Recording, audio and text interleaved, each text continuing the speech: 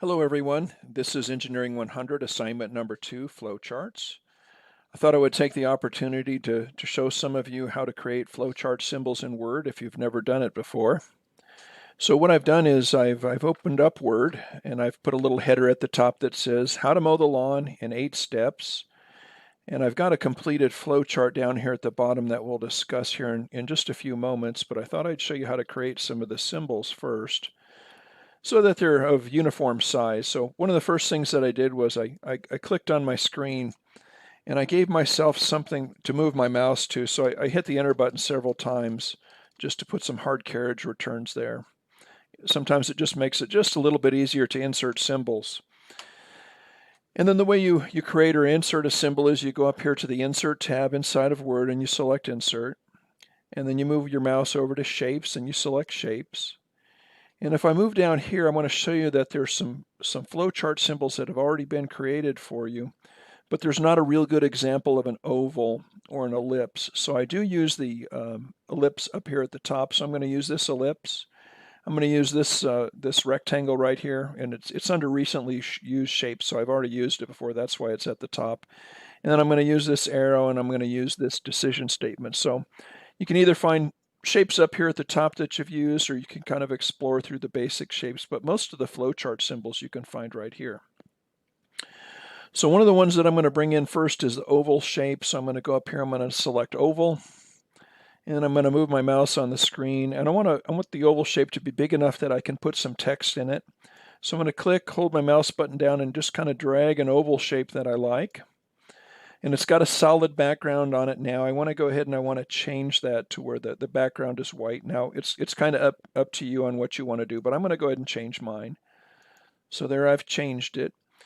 And this is a symbol that begins a process or ends a process. So I know that I have to have two of these. So in order to make one the same size, the easiest thing to do would be to copy it. So I'm going to move my mouse on the symbol. I'm going to right click and I'm going to click copy. And I'll scoot my mouse down a little bit and I'll right click and I'll click paste. So now I've got two oval shapes that are exactly the same size. And if I wanted to put some text in it, all you do is click on the one that you want to put some text in, and then I could type the word start. And that would be the start. And this would be the end. So I'm going to type in end, E-N-D. And I've got my ovals. Now if I want to go ahead and create a rectangle, and I want them to kind of be the same size, once again I can go up to Insert and I can go to Shapes, and I can find a rectangle. There's a rectangle there. This rectangle is the same size or the same character as this one. I've just used this one. So I'm going to select this one at the top.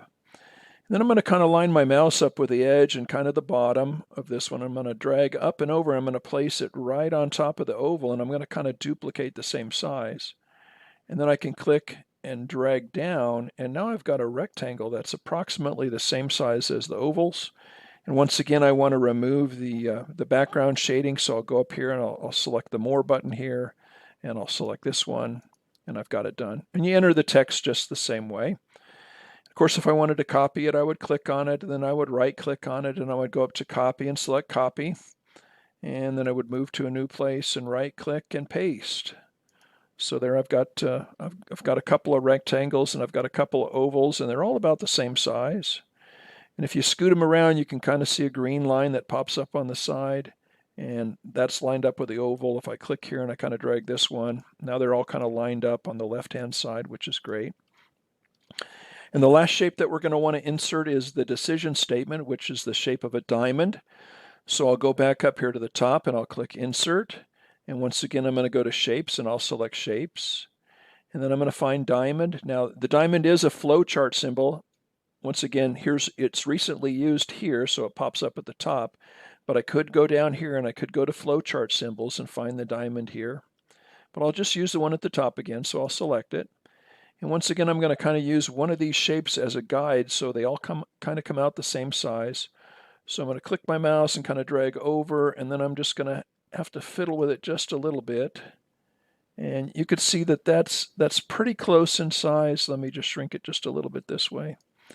And now I've got a nice diamond. That's the right shape. And I'm going to click on the diamond, and then once again I'm going to change it to a white background. Okay. So here are basically the shapes that you're going to use. The quantities aren't right, but the shapes have been drawn correctly. And then what you're going to want to do is you're going to actually want to connect these together after you've created the shape. So let me scroll down and show you what I've done. So I created a flow chart about how to mow the lawn or how to cut the grass. And so here's my beginning statement. It says, get the lawnmower out. And then I've got a process steps. Start the mower, cut the grass, refill the lawnmower with mower with gas.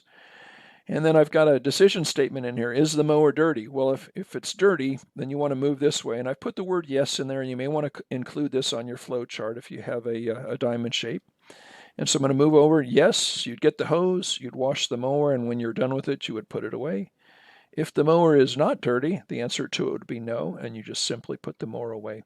So the last thing that I want to show you how to do is how to create these arrows. It's super simple.